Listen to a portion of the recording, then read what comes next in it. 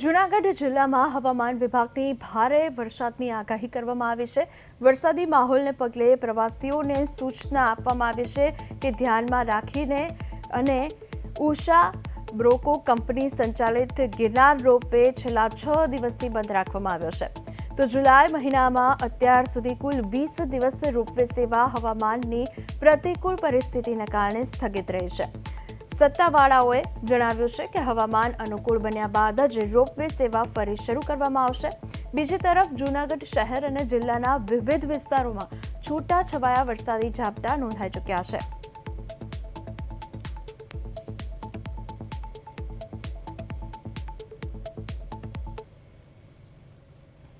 बाहर कोई नोटिफिकेशन नहीं दे रखा है। ये बोला गया कि 5 PM तक ये क्लोज होता है, तो अभी तो 12:30-1 बज रहा है, तो आई थिंक अभी तो मिलना चाहिए सर्विस, बट ऐसा कुछ भी यहाँ पे नहीं है। और कौन सी वजह से बंद है, क्या है कुछ ऐसा कुछ भी कोई इन्फॉर्म नहीं कर पा रहा है। पर्सनली आप किसी से पूछ लो तो वो भी प्रॉपर आंसर नहीं कर रहा है। मतलब बहुत ही ज्यादा हौच पौच बना रखी है। अगर आदमी बाहर से आ रहा है एटलीस्ट उसके लिए कुछ तो फैसिलिटी होनी चाहिए। हम लोग कानपुर से आ रहे हैं।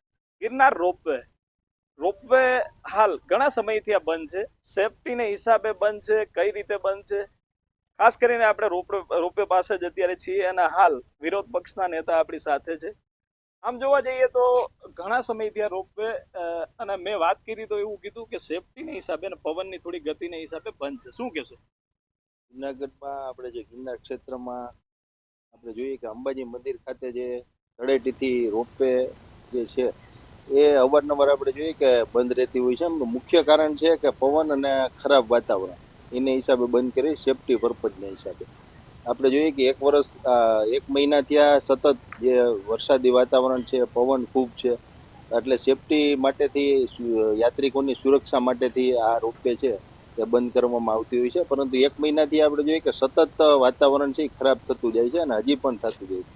એટલે કોઈ યાત્રિકો હોય એમને ખાસ વિનંતી છે કે હમણાં હાલ રોપવે બંધ છે ને જો વધારે વાતાવરણ ખરાબ થાય તો હજી કદાચ લાખો લોકો જે રોપવે છે તેની સફર કરવા અલગ અલગ જગ્યાએથી દેશ વિદેશમાંથી અહીંયા આવતા હોય છે અને ખાસ કરીને હમણાં ઘણા સમયથી આ રોપવે જ્યારે બંધ છે તે સેફટીને લઈને મેનેજર સાથે વાત કરતા તેણે પણ એવું કહ્યું કે હાલ જે પવનની ગતિને હિસાબે અને ખરાબ વાતાવરણને લીધે રોપવે બંધ છે। તેને લીધે અનેક પ્રવાસીઓ જે વરસાદમાં જે વાતાવરણ કુદરતી સૌંદર્યનો જે આનંદ માણવા આવતા હોય છે તે લોકો હેરાન થઈ રહ્યા છે। પ્રદેશ 24 ગુજરાતી યજ્ઞેશ ભટ્ટ, જૂનાગઢ।